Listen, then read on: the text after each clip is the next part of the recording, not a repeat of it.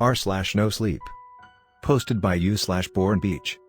Nightmare_wood.text. Part 2. Something was sending a message to me, and if I didn't respond, then my family and the rest of my hometown were on the hook. I didn't have a choice anymore. I had to stop running from my past and confront my demons. I had to face Nightmare Wood. But first I had to face my piece of shit car. Look, I'll be the first to admit that my sedan wasn't new.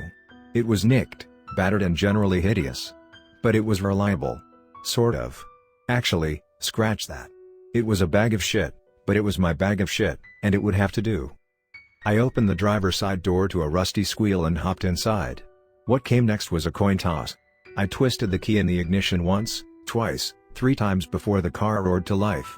The air around me filled with the unmistakable smell of cheap gasoline, which in this case was a great sign of functionality, so I rolled up the window and rolled on out. My parents lived 6 hours away. Normally that sort of drive registered as a pain in my ass, and a potential evening on the phone with AAA, but tonight I was thankful for it. I needed the time to think, and think I did. Mostly, I thought about James, but I also thought about what was happening in Goffin, and the events that had led to this moment.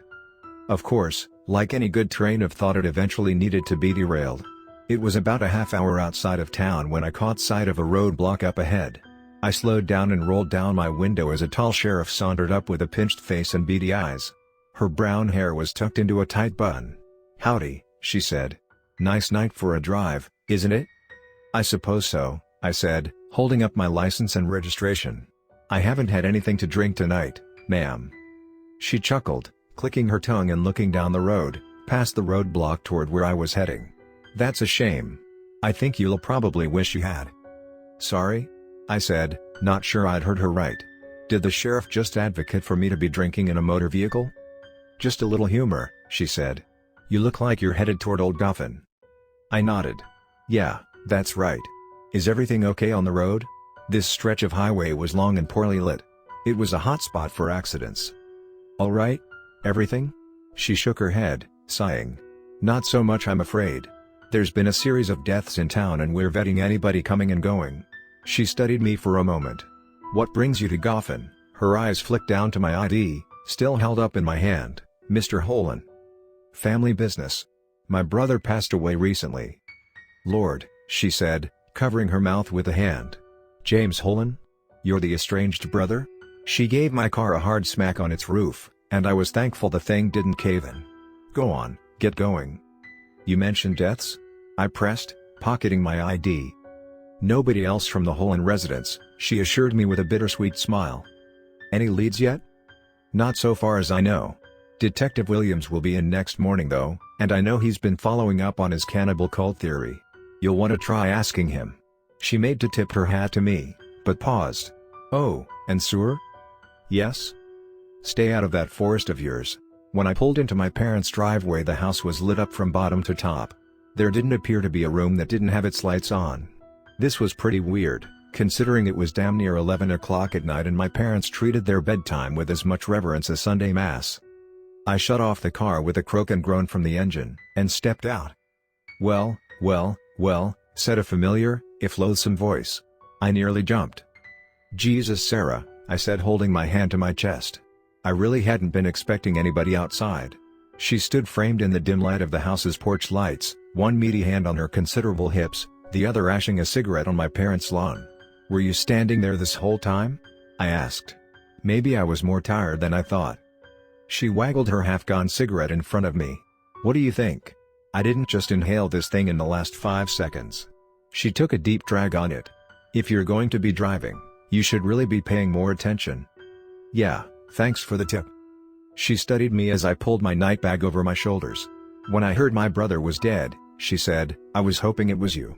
I paid her a brief look of exasperation before shaking my head and walking past her. What did somebody even say to something like that?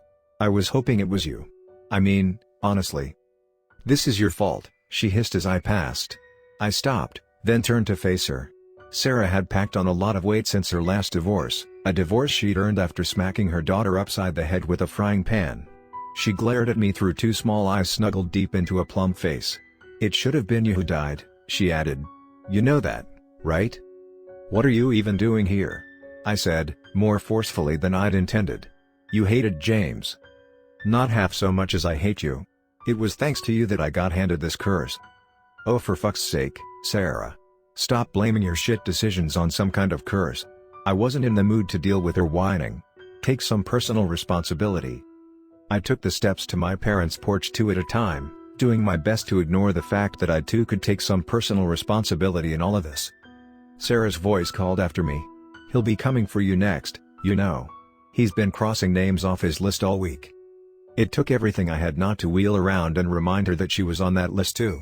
Instead, I pulled open the front door and headed inside.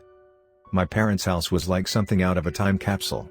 It had been nearly a decade since I'd last been here, but it looked exactly as I'd remembered it, grossly upholstered furniture with offensive floral patterns, walls adorned with more photographs than Miley Cyrus' Instagram, and my father watching the same hulking CRT TV he'd gotten when he was a boy. "Dad?" I said softly, approaching him. He was seated in his wheelchair, dressed in one of his old plaid shirts that now hung limp off his thin body. "It's me, Davy." He stared into the television. The newscaster on the screen announced that another death had occurred in Gotham, this one missing their heart. I shook my head, not sure why anybody would set him up in front of something like this. I twisted the knob on the front of the TV until the channel changed to old NFL reruns. "He doesn't talk much these days," said a soft voice behind me. I wheeled around. Mom. She was, unlike Sarah and my father, exactly as I remembered her. Short, with rosy cheeks and twinkling eyes. Her smile was faded and worn, and I knew she was suffering from Jamie's loss, but somehow she still radiated positive energy. We swept each other into a tight hug. "Missed you," I said. "You too, hun." I felt her tears against my cheek. She pulled away. "Have you eaten supper?" "Supper?" I said with a bittersweet chuckle. "Mom, it's nearly 12 in the a.m. She sighed, running a hand through her blonde hair. "I suppose that's true. I've been having trouble keeping track of time after. You know." I fell silent. The truth was, Sarah was right in more ways than I was comfortable admitting. This was my fault. It really should have been me instead of James. "I understand," I said. A quietness stretched between us. "Mom," I began, unsure how to say what I needed to. How did I tell my own mother that I was the reason her son was dead? "I have to tell you." A scream pierced the night, cutting through our moment like hot butter. I swallowed, my words frozen on the tip of my lips. "Now? So soon?" "Sarah!" Mom shouted, rushing past me with wild eyes. "I'm coming, baby." I told myself to move. I had to. That was still my sister out there. My mom tore open the front door and brought a hand to her mouth, the color draining from her face. After another moment of hesitation, I shook the fear from my bones and jogged after her. As I did, I heard Sarah's voice echo from the front lawn. "He's here," she wept. "He's back."